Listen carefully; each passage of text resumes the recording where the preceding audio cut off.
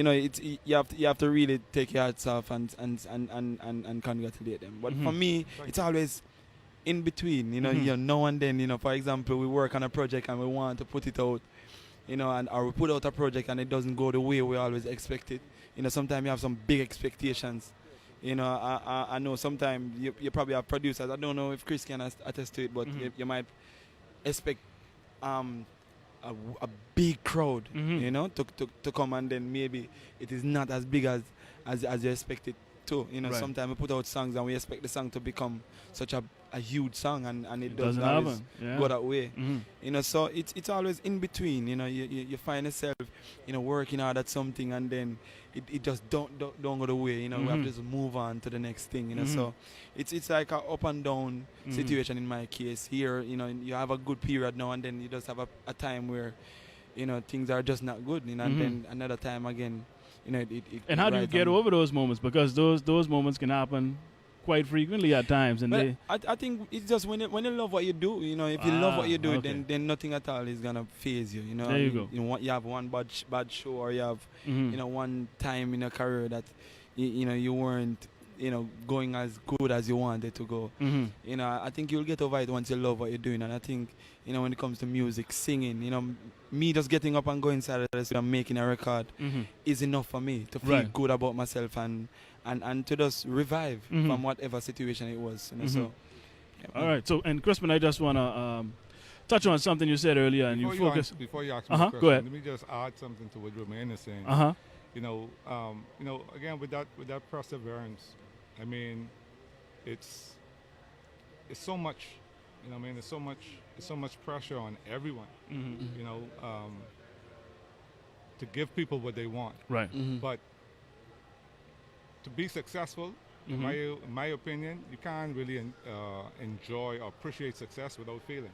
True. Okay. You know what I mean? And it's that failing that helps you to avoid bad situations. And I believe in my heart, from a spiritual point, you know, I think God has provided us with a memory to avoid mistakes. Okay. You know what I mean? You know, we remember negative things. And they say, you know, forgive and forget. I don't think we were designed to forget. No. We were designed to remember. Right. Yes. To store those negative thoughts. Right. So we could avoid them in the future. Going down those rocky roads and those potholes and those hills. You know what I mean? And then the positive things, you know, we also remember them because that's the road to success. Yeah. I mean, we take those same paths again, we take those same values and put them into place, and we get success. So to appreciate success, you have to fail. You know, when I talk to promoters and they tell me they never flop, I tell them that they never been successful. Right. You know what I mean? Right. Because it's very difficult to be in this game and not fail. Right. True. And it's like to say, if you haven't failed, that means you haven't tried. Exactly. And I'm sure it's the same with the artists in every business. You're not going to just win. No. And even when you win, you're not going to continue. Exactly. There's always going to be those times where, like you said, you know, there's ups and downs. It's like a roller coaster. It's never going to be linear where everything is just one straight course. You know, there's always going to be, you know, variations off that course, and things are going to happen that you don't expect.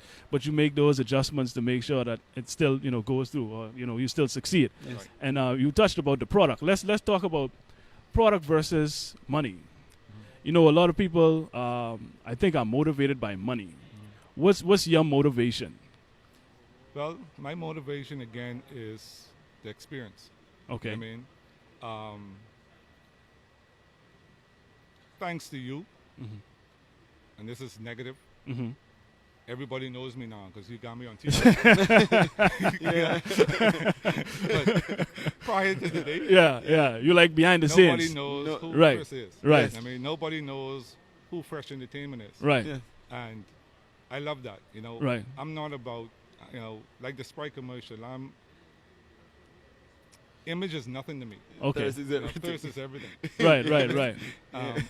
You know, so I like to be behind the scenes. I believe in delivering. Okay. And being a black man on this planet, you know, we're already born to fail. You know, and people already expect us Right, fail. right. Everything's a stack against you. Exactly. Out the And, womb. you know, I live my life to be successful. I live my life to finish anything that I started, to accomplish anything that I set my mind to. Right. And that's just it for us. So, you know, creating that positive experience. Mhm. You know, during this show, when it's winding down, I'm going to be outside. I'm sure there's going to be hundreds of people outside. And whilst people leaving, I'm going to be like, hey, man, how the show was? To find out, Oh, right. you missed a good show. And that's how I get the real reaction of how people feel about my events. Right. Mind you, they don't know who they're talking to. Exactly. True. You know, they don't know that they're talking to the promoter. Right. But they're giving me their honest opinion of Right. what they, you know, what they just experienced. And, you know, in doing that, it does cost us a lot of money. You know, you talk about money to enhance that experience. I'll give you an example. This is a very big parking lot. Not fully lit all over. And you're going to have, this is a big female event. You know what I mean? Okay. So you're going to have four or five females coming on their vehicles, Right. Right. scared, walking from their car. Right. Because anything could happen in this criminal climate. But we're going to have security, police patrols, additional lighting to, again, you know, control that experience. Right. I don't want them to come here And be concerned about and safety be and stuff like that. serenaded Yeah. by Romain Right. and Cure. Mhm. You know, have a good time, feel Going back very home. romantic. Right. Go and have in their mind to go home and make another kid. And when they get to their car, the glass is smashed and the radio's gone. Yeah, yeah. You don't want The that. only thing they're going to remember about Fresh Life That's true. is that Yeah, experience. yeah, I yeah, don't care true. how good it was in here. You're Right. man, When they you're get very to their vehicle, Right. that's going to be the experience that they remember. So we put additional funds in place to avoid these things. You know, cured lines. You know, we don't need a big bottleneck at the lines. You know, people getting in an orderly fashion. Same thing at the bars. Sufficient staff Right. to serve people so they can serve. Mhm. You know what I mean? So a lot of promoters don't want to do that Right. because it's all about their bottom line. But again, we strive on creating a quality event that's going to create a positive experience for our patrons. It's not about the money. We've been consistent with about maybe 2,500 people, 3,000 people Okay. over the past 5 years to any event. The event isn't a low-end event, Right. but it's enough to pay the bills. Right. You know, Right. it's enough to pay the bills. Mhm. I'm more into longevity. Right. Exactly. You know, Exactly. making all this money. Right. You know. Right. Okay. Well, Romain, I think he set it up, so you don't have nothing else to add. Yeah, Okay. when we go on stage and we give a good show, Uh-huh. and you leave the fans wanting more and happy and walking out, as Chris said, leaving the venue feeling happy and feeling good about the show. And then when you see the promoter smiling, you know, that is what make me feel good and make me feel like I've accomplished something. Right. If I come and I don't give the people a good show, it feels like robbery. Right. That's how it feels. Right. So, it the money doesn't how matter much, yeah, that it doesn't much matter to how you. much money it was. Right. I am not going to feel good. Right. You know, I remember I did one show in Costa. This was probably the worst show I've ever done. Wow.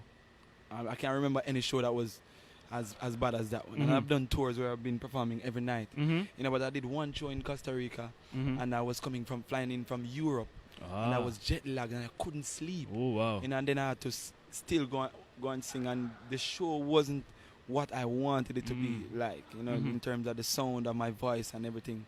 And yeah. So safe to say, for you, it's more so the experience too. I and cried. Yeah. I literally cried. I didn't care about nothing else. Wow. I didn't care about whatever money I was getting. It's the people that were walking out. I was wondering what was going through their minds. If they were happy with my performance. If they were gonna be happy with the promoter at the same time. You know, so I think as Chris said, you know, giving people quality, you know, Right. I think that's the important thing, and that is how everybody should look at it, from both especially in entertainment, promoters, artists.